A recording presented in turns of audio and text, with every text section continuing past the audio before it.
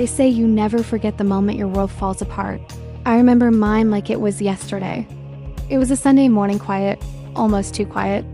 The kind of quiet that feels heavy, like it knows something you don't. He was still asleep beside me, his arm heavy across my waist, a familiar weight that had always felt like safety. I remember reaching for my phone on the nightstand just to check the time, a simple, mindless habit. But instead, my eyes landed on his phone. It was lit up. A single notification blinked across the screen. A little glowing beacon of betrayal. Can't wait to see you again tonight. Followed by a red heart emoji. My own heart stopped. It felt like a physical blow, a punch to the chest that knocked all the air out of my lungs. For a split second, my mind scrambled for excuses. A joke? A friend with a weird sense of humor? A wrong number? Anything, please. Let it be anything but what I knew deep down it was. But curiosity, as they say, is a cruel and powerful thing. It's a whisper that turns into a roar. I couldn't stop myself. My hand trembled as I swiped the screen open. And then I read. I shouldn't have, but I did. The messages were all there, laid out like a secret history book, weeks of them. An entire life he was living behind my back. Little pieces of his day, his thoughts, his time that I never knew existed. There were coffee dates I hadn't been invited to, inside jokes I didn't understand, and late night calls made while I was asleep in the next room. It was like reading about a version of him that had never belonged to me, a stranger who just happened to look like the man I loved. I didn't scream. I didn't throw the phone. I didn't even cry. I just sat there frozen as my whole world, the one I had so carefully built, collapsed in perfect, deafening silence. The silence was the worst part. When he finally started to stir, the first thing he saw was my face. He knew instantly. He didn't even have to ask what happened. The look in my eyes must have told him everything. He just sighed, this heavy, defeated sound, and said the words that would echo in my mind for months. You weren't supposed to see that. That single sentence, it broke something inside me that day. It wasn't just my heart that shattered.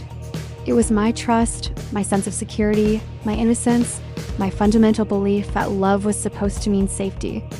The idea that his only regret was getting caught, not the betrayal itself, was a new kind of pain. In that moment, the man I loved disappeared, and in his place was a stranger I didn't recognize at all. The home we built together suddenly felt like a stage, and I just discovered I was the only one who didn't know my lines. For days, maybe even weeks after, I became a ghost in my own life. I replayed every memory, every shared moment, like a movie I was forced to watch over and over again. His laughter now sounded hollow. His promises felt like lies. The way he used to whisper, "Forever" now just felt like a cruel joke. Everything was tainted. Every beautiful memory now had an ugly shadow cast over it. It was exhausting. I was trying to find the red flags I'd missed, the warning signs I'd ignored. Was I blind? Was I stupid? The self-doubt was a poison, seeping into every corner of my mind. But pain, as devastating as it is, has a strange way of forcing you to grow. It's like a forest fire.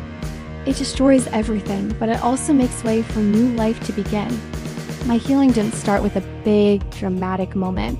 It started with a single step. I started walking alone. At first, the solitude was unbearable.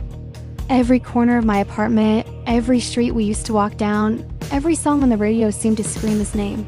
The silence I once shared with him now felt like a vast, empty canyon. It was a constant reminder of what I had lost. But slowly, so slowly, I almost didn't notice. The silence started to change. It stopped being an enemy and became a friend.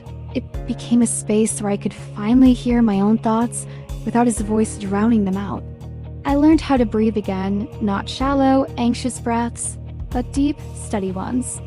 I learned how to make coffee for one and how to enjoy it by the window, just me and the morning sun. I learned how to sleep on my side of the bed, the empty space next to me no longer a void of sorrow, but a kingdom of my own. And then one morning, months later, I looked at myself in the mirror, really looked at myself, and I realized something profound. I didn't hate him anymore. The burning anger had cooled into a quiet indifference.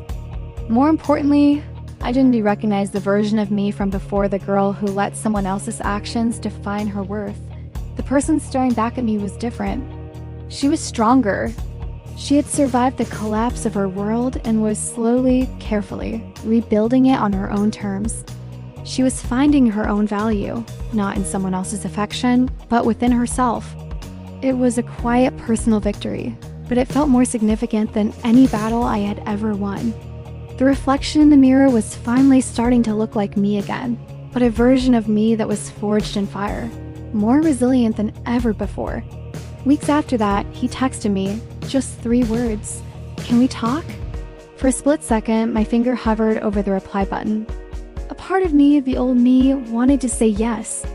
Not because I missed him, not because I wanted him back, but because I thought I needed closure. I wanted to hear him say he was sorry. I wanted an explanation, an apology, something to make sense of the senseless pain he had caused. But then I stopped, and I remembered I already had my closure. I didn't need it from him. My closure wasn't in his words, it was in my actions. It was in the quiet mornings, the solo walks, the rediscovery of myself. The moment I stopped waiting for an apology that might never come, an apology that probably wouldn't even be sincere, was the moment I truly set myself free. So I didn't reply. I held my breath and pressed delete. I deleted his name from my contacts. I deleted the thread of messages. I wiped away the digital ghost that had been haunting my phone. But I kept one thing, the memory of that moment of truth. Because sometimes the message you were never meant to see is exactly the one you needed to find yourself again. It's the harsh, painful wake-up call that forces you to open your eyes and see the truth. Not just about others, but about your own strength. It's the catalyst for a new beginning. I'm Kay, and these are the letters I never sent. Thank you for listening to my story. If this resonated with you, I would be so grateful if you liked this video and subscribe to the channel for more. See you next time!